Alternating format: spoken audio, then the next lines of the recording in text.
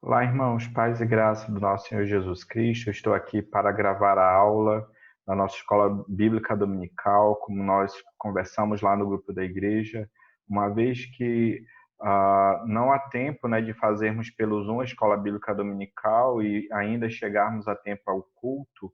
Por enquanto, eu estarei gravando as aulas, certo? E vou disponibilizando, né? Eu vou gravar as aulas, colocá-las no YouTube e os irmãos podem então ir acompanhando, certo?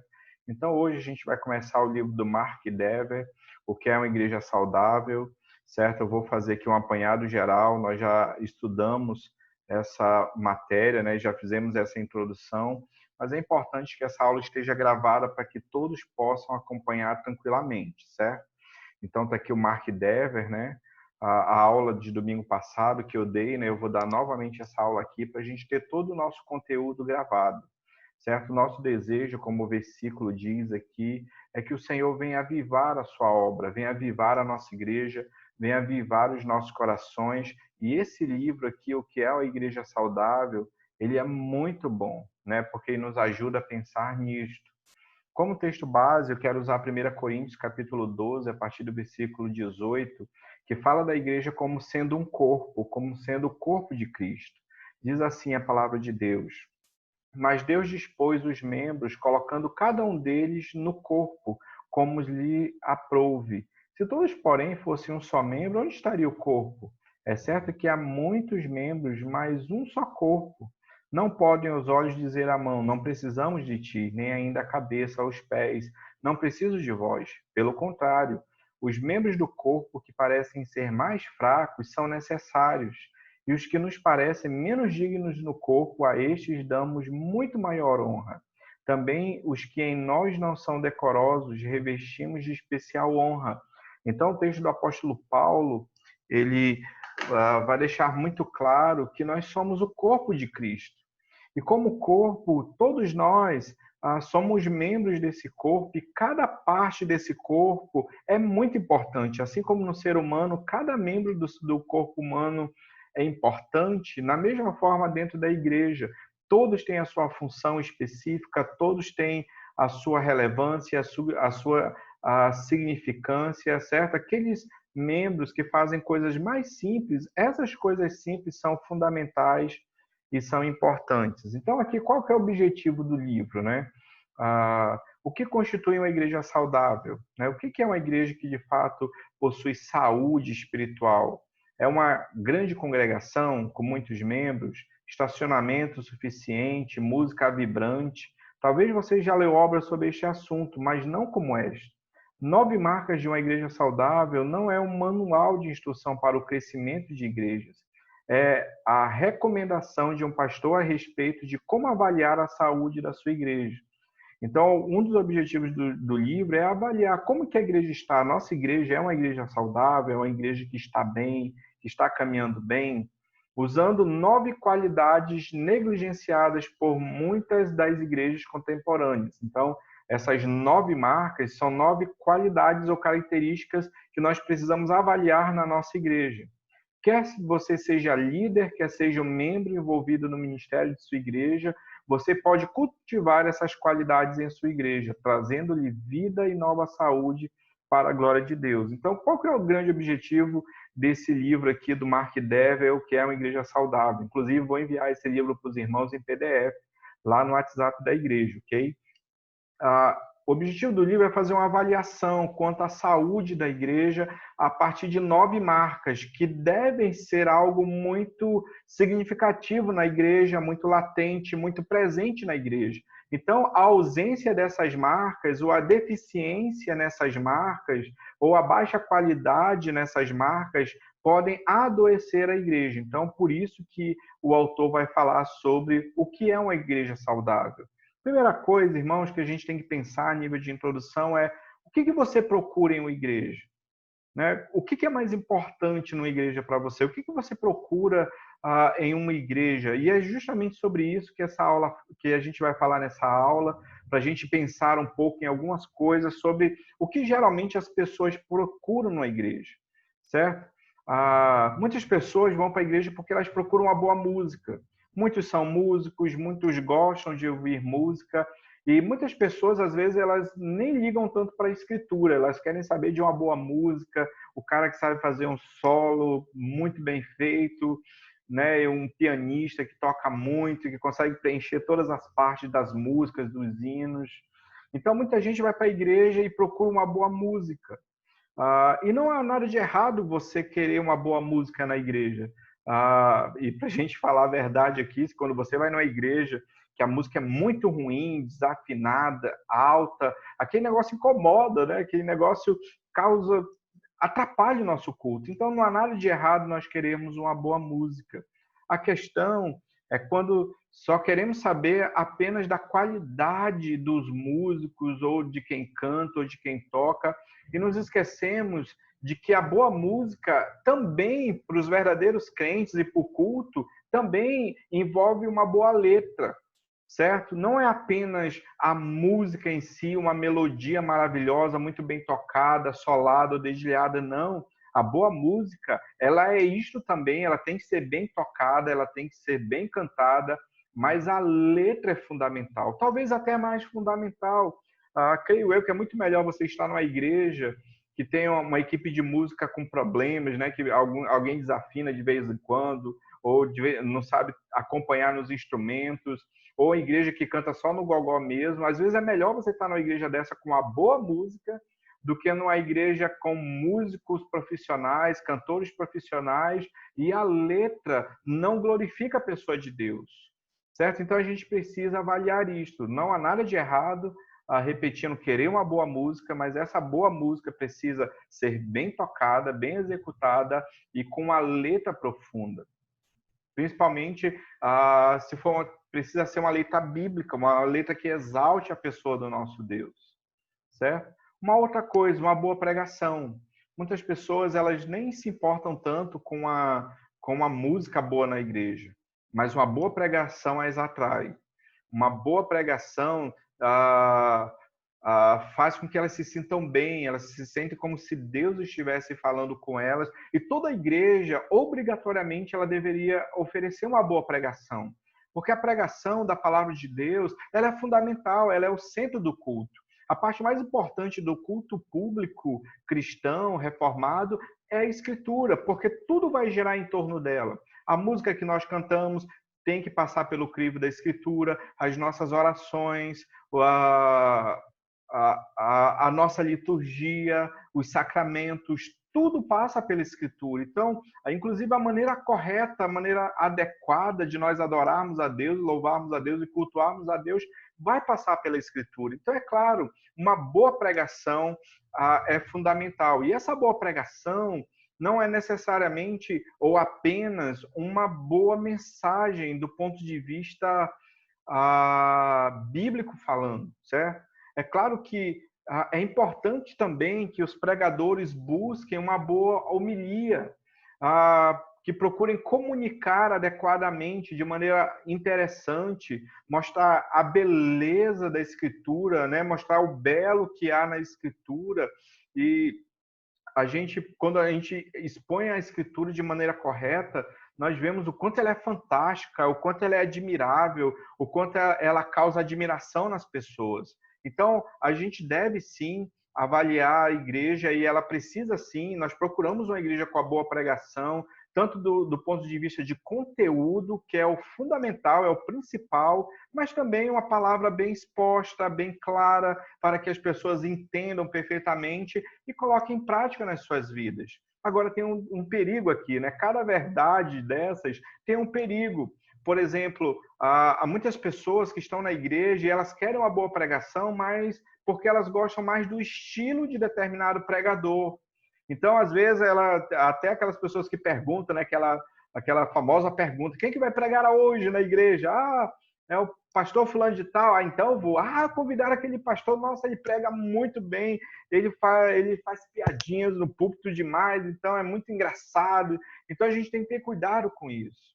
O mais importante, irmãos, é o conteúdo da mensagem, certo? E é claro, isso não tira a responsabilidade dos pregadores de exporem de maneira mais clara, de maneira mais didática para que todos absorvam a Escritura e possam praticar a Escritura. E eu tenho só que que evitar esse risco de prestar atenção nisso, de não selecionar pregadores conforme eu goste, conforme o meu gosto pessoal. Se aquele expositor bíblico de fato for bíblico e expor a palavra de Deus, nós precisamos ouvir, independente se a forma como ele expõe a escritura nos agrada. O importante a grande pergunta a escritura está sendo pregada, exposta com fidelidade, então nós precisamos ouvir, porque esta fatalmente será uma boa pregação, certo? E é claro, compete ao pastor da igreja, sei lá, treinar os irmãos, ou dar cursos, ou tentar de alguma forma aperfeiçoar os irmãos que pregam, para que a boa pregação tenha, acima de tudo, um conteúdo bom, né? Um conteúdo bíblico, a escritura exposta com fidelidade e clareza, mas também ele precisa saber comunicar bem a escritura, senão, por mais que tenha um bom conteúdo, talvez ele não consiga transmitir as maravilhas que tem na palavra de Deus e na escritura. Muitas pessoas vão para a igreja também porque elas procuram aqui, grupos de afinidade, né? E alguns chamam até de panelinha, mas quando eu falo grupos de afinidade, eu não falo necessariamente as panelinhas naquele sentido pejorativo, negativo, nada disso. Quando nós falamos de grupos de afinidade, são pessoas com as quais nós nos identificamos.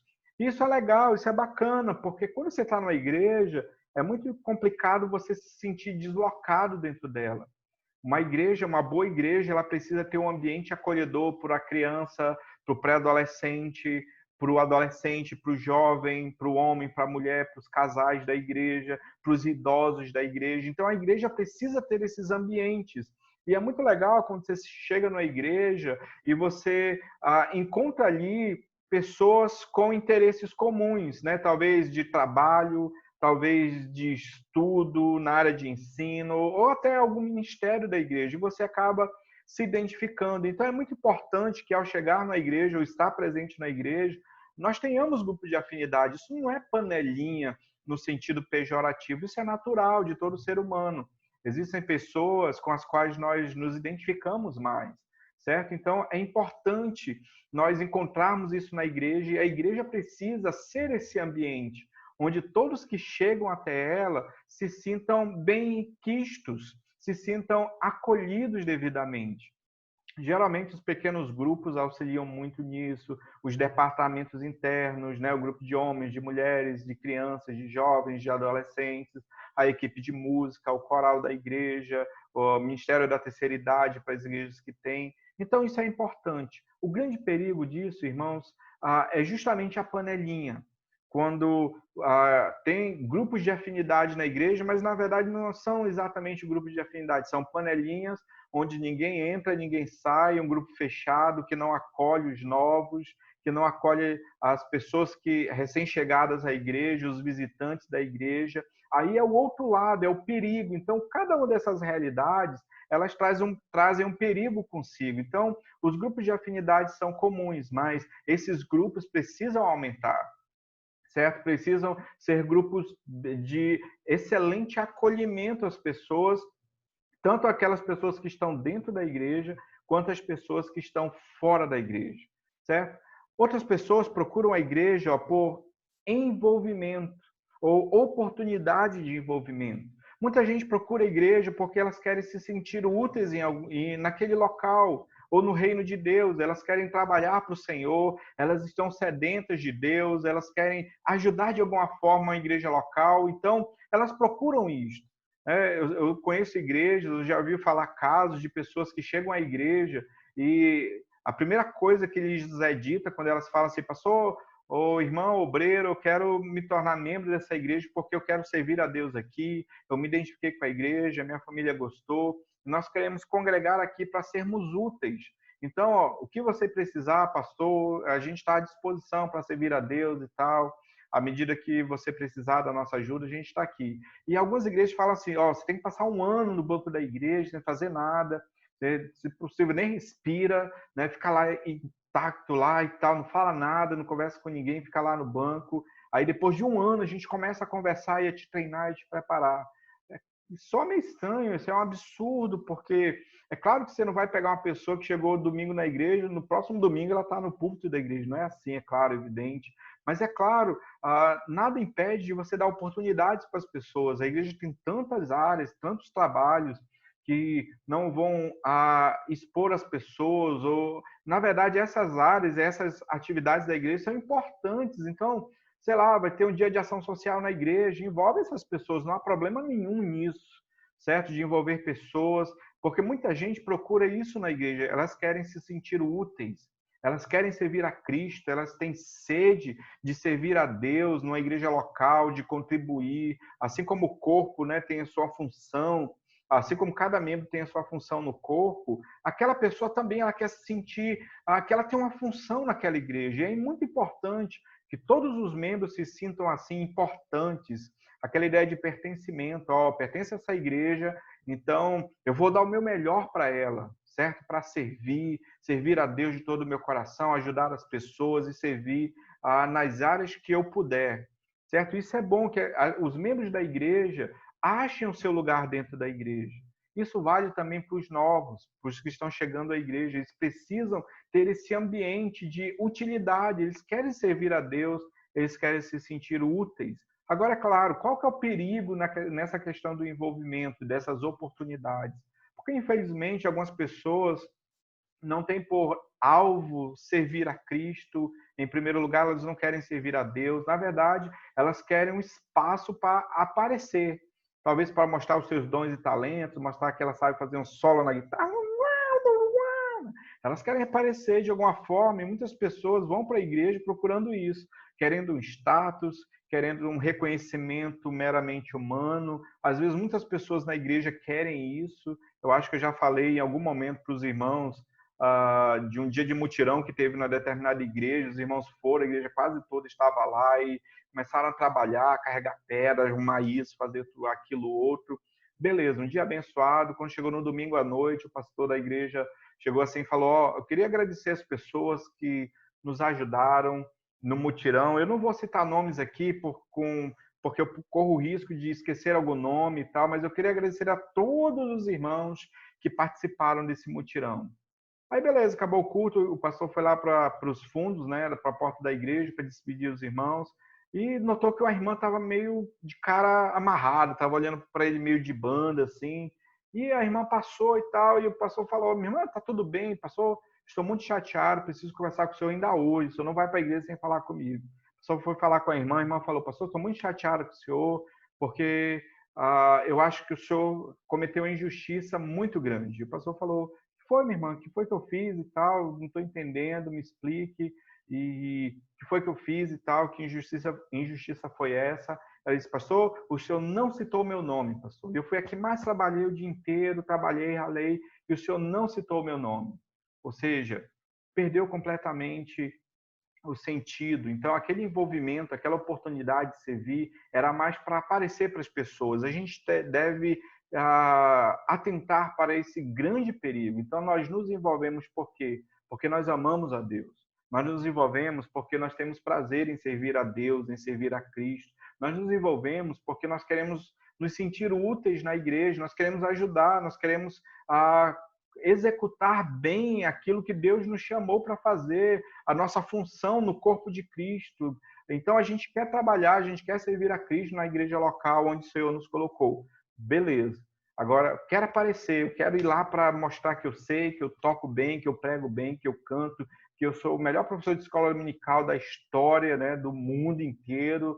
Então, aí já é um grande perigo e a gente deve evitar isto, certo? Muitas pessoas, elas procuram uma igreja que tem vida no Espírito Santo.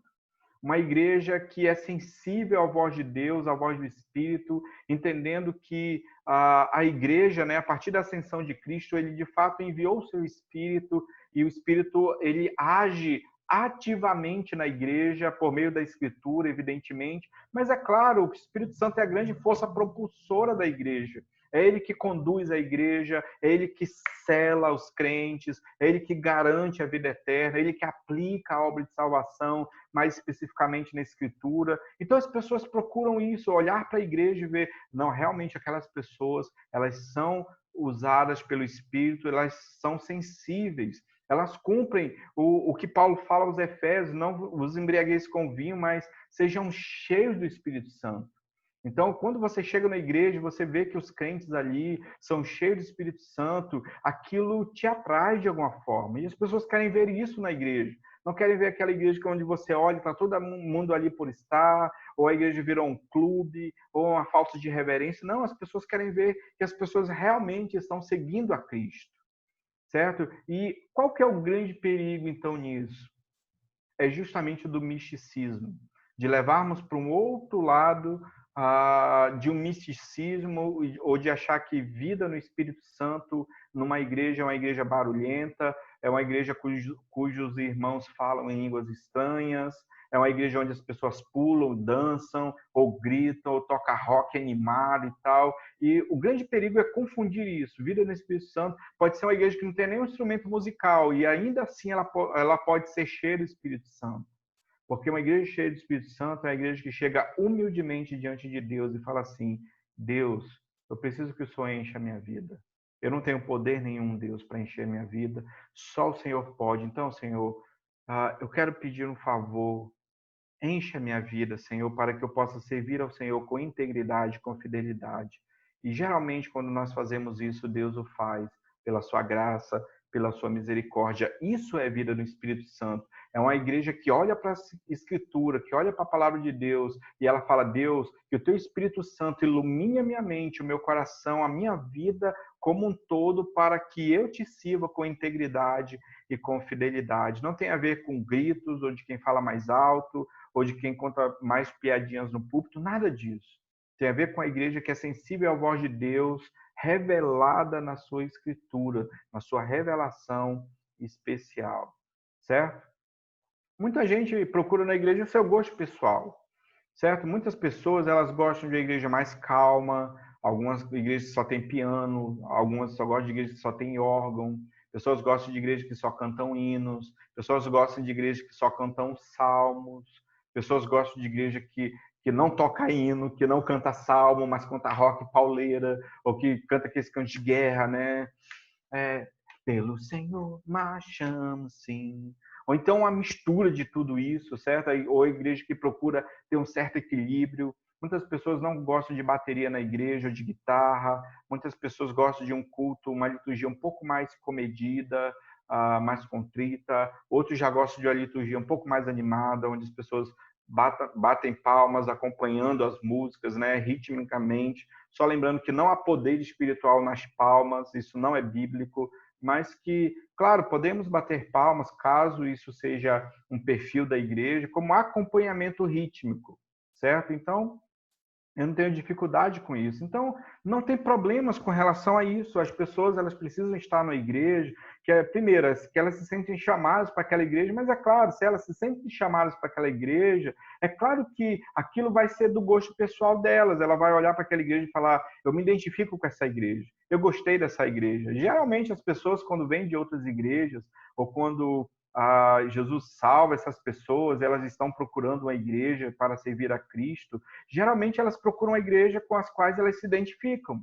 Ela visita várias igrejas, às vezes dentro da mesma denominação, certo? As igrejas são diferentes, todas as igrejas são diferentes, o pregador é diferente, a entonação de voz de quem prega, de quem canta, de quem toca, é sempre diferente, não existe igreja igual a outra. Então, é muito comum que as pessoas elas queiram a igreja que elas se sintam bem, de acordo com o seu gosto pessoal. Agora, é claro, irmãos, que há um perigo nisso, certo? Porque há pessoas que vão para as igrejas, mas elas querem que a igreja lhes agrade. Elas querem uma igreja e elas só vão aceitar o tipo de pregação que elas gostam, elas só vão aceitar o tipo de música que elas gostam, elas só vão fazer o que querem, elas vão querer que a igreja as sirva, que a igreja gira em torno delas. Então, muitas pessoas correm o risco de se tornarem clientes dentro da igreja. A gente que fala assim: olha, eu dou meu dízimo, então tá tudo certo, a igreja agora tem que me servir. Então eu quero a pregação do meu jeito, eu quero a música do meu jeito, e é algo completamente diferente do que eu falei no início, correto? No início eu estou falando assim, você vai para a igreja porque você gosta daquele jeito, você gosta de uma igreja daquela forma, e você se identificou com aquela igreja, com o estilo de música, com o estilo de pregação, certo? E aquela igreja é do seu gosto pessoal, porque você se identificou, o seu perfil, ele se identifica com o perfil daquela igreja. Não quer dizer que tudo que aquela igreja vai fazer é para te agradar, é porque ela já é daquele jeito. Então, há muitas pessoas que estão na igreja, mas elas querem apenas ser servidas. Elas querem amaciar o seu ego. Elas querem, ó, aquele pregador eu não quero ouvir, eu quero esse pregador. Ó, esse daqui não pode pregar aqui na igreja, porque eu não gosto muito, ele é meio barulhento, ele fala demais e tal. Então, esse daqui demora muito, então esse daqui prega rápido demais. Quando a gente entra no clima assim, da palavra de Deus, então o pastor já. Então, irmãos, vamos orar em pé para a bênção. Então, a gente tem que ter cuidado com isso. Gosto pessoal não quer dizer que a igreja está lá para te servir, certo? Você que está lá para servir a Cristo nela, naquela igreja. E é claro, você vai para aquela igreja porque você gosta dela, você se sente bem nela, bem acolhido, você se sente parte dela, participando daquela igreja. Isso é legal, isso é jóia, isso é bacana. Agora a gente tem que ter cuidado, porque a igreja não está lá por nossa causa. Nós estamos na igreja local, porque Deus nos chamou para lá. Nós estamos na igreja local porque nós queremos agradar a Deus. E, irmãos, isso daqui é muito importante. Escute, nem tudo na igreja vai nos agradar sempre. Por mais que você goste daquela determinada igreja, sempre, por vezes, você pode estar insatisfeito com alguma coisa, mas isso não é motivo para você sair da igreja. Como muitos fazem, isso daqui é uma coisa que eu não gosto, eu sair da igreja. E eu lembro muito de um tio meu que, quando eu era adolescente, e eu sempre falava, eu quero casar, eu quero ter uma família. E ele falava sempre assim para mim, disse, olha, não busque uma esposa perfeita, porque às vezes a gente tem aquele estereótipo, né, de alguém perfeito, ideal e tal, sem falhas, né, que vai fazer tudo exatamente do jeito que a gente quer, do jeito que a gente gosta. Ele disse, olha, nunca procure uma esposa perfeita. Ao invés disso, procure uma boa esposa. E eu acho que isso se aplica muito à igreja também, certo? Não procure uma igreja perfeita. Você não vai entrar. E se algum dia você achar uma igreja perfeita, você não entre, porque você é pecador, miserável, e você vai estragar aquela igreja. Não existe igreja perfeita. Então, ao invés de você procurar uma boa igreja, uma igreja perfeita, procure uma boa igreja. Uma igreja que prega a escritura com fidelidade, uma igreja que cultua a Deus biblicamente, uma igreja que tem a vida no Espírito Santo, ou seja, que é conduzida pelo Espírito Santo, uma igreja onde você vai poder servir a Cristo, onde você vai poder desenvolver os seus dons e talentos para a glória de Deus, naquela comunhão maravilhosa, e sempre aqui e acolá você vai se decepcionar com a sua igreja, porque nenhuma igreja é perfeita. Mas não saia da igreja por causa disso. Continue, não existe igreja perfeita. Mas eu tenho certeza e te digo de todo o meu coração, com a convicção da minha alma, existem boas igrejas. Então, procure uma boa igreja ao invés de uma igreja perfeita, certo? Algumas dessas coisas podem ser boas ou pelo menos neutras. Realmente, eu só desejo que você comece a pensar no que mais valoriza em uma igreja. Como eu já falei, eu coloquei aquilo que é legal, aquilo que é bacana a gente pensar e querer numa igreja, mas tem que ter cuidado com os extremos, com os perigos, certo?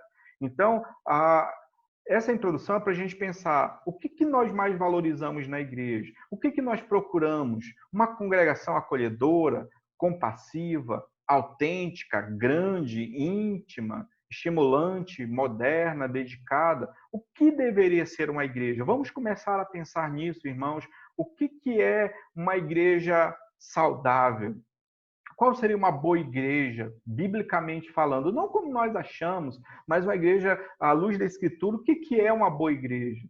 Os pastores das igrejas comparecerão diante de Deus e prestarão conta pela maneira como guiaram suas congregações. Então, os pastores são responsáveis pelas ovelhas do Senhor, pela igreja, por aquelas pessoas que foram confiadas ao seu pastoreio. No entanto, cada um de nós que somos discípulos de Jesus Cristo, e eu espero que todo mundo que esteja assistindo esse vídeo seja discípulo de Jesus Cristo, prestará contas de havermos ou não congregado regularmente na igreja, estimulado a igreja ao amor e às boas obras e lutado para manter o ensino correto da esperança do Evangelho.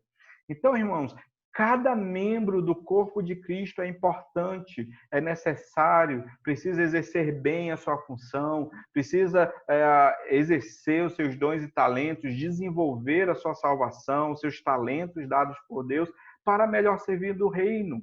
Isso não é apenas para o pastor da igreja ou para a liderança da igreja. Isso é para todos os membros do corpo de Cristo. Se você é membro do corpo de Cristo, você é importante. Certo? E aqui eu gostaria de finalizar a nossa aula, ainda, é claro, introdutória, mas é muito importante que nós comecemos a pensar o que de fato nós valorizamos na igreja, o que é uma igreja ideal, o que é uma igreja séria, o que é uma igreja bíblica, o que é uma boa igreja. E nós procuramos, nós queremos ser uma boa igreja e vamos lutar para sermos uma boa igreja, mas o primeiro passo é reconhecer que todos nós, membros do corpo de Cristo, temos a nossa importância na igreja. Todos são importantes. Até a pessoa que fica na porta da igreja, pastor, até essa pessoa é importante. Pastor, até a pessoa que limpa a igreja, pastor, todos são fundamentais na igreja, na obra do Senhor. E é no Senhor, irmãos, que o nosso trabalho, que nenhum trabalho é vão. Certo? Então, que Deus abençoe a sua vida. Vamos começar a pensar nessa primeira aula sobre a igreja ideal, né? Já falamos várias coisas de música, de boa pregação, vida do Espírito Santo, envolvimento, grupo de afinidades e gostos pessoais. Já falamos sobre isso e agora a gente pode começar a pensar o que é a igreja ideal para mim e começar a orar a Deus e vamos começar a olhar a Escritura e ver o que de fato é uma igreja saudável. E nós vamos lutar, irmãos, para sermos essa igreja saudável para a glória e honra do nosso Deus. Amém? Vamos fazer uma oração rápida. Deus, muito obrigado por essa aula. Abençoe cada pessoa que está assistindo essa aula introdutória, Senhor, do livro, que é uma igreja saudável, Senhor, do Mark Dever. Que o Senhor nos ajude nessa caminhada, no decorrer desses estudos, e que no final de tudo, Senhor, nós possamos fazer uma avaliação séria na nossa própria vida, na nossa própria igreja, quanto à saúde da nossa igreja, quanto à nossa saúde individual, do ponto de vista espiritual, Senhor, e querer, Senhor, ter ações e atitudes de mudança de vida, mudança de mente, mudança, Senhor, de pensamento, Senhor, e ações, para que sejamos uma igreja saudável. Que a sétima igreja, Senhor, seja uma igreja saudável, não uma igreja perfeita, porque sabemos que é impossível, mas uma igreja segundo o teu coração, que te ama de todo o coração e que serve ao Senhor da melhor forma possível. Abençoe a nossa igreja, a todos os membros da nossa igreja, aqueles que estão chegando à nossa igreja, que todos sejamos abençoados pelo Senhor. Essa é a nossa oração em Cristo Jesus, teu Filho. Amém e amém. Então, a todos, muito obrigado. Até a próxima aula, se o Senhor permitir. Tá bom? Um grande abraço e que Deus te abençoe em nome de Jesus. Amém.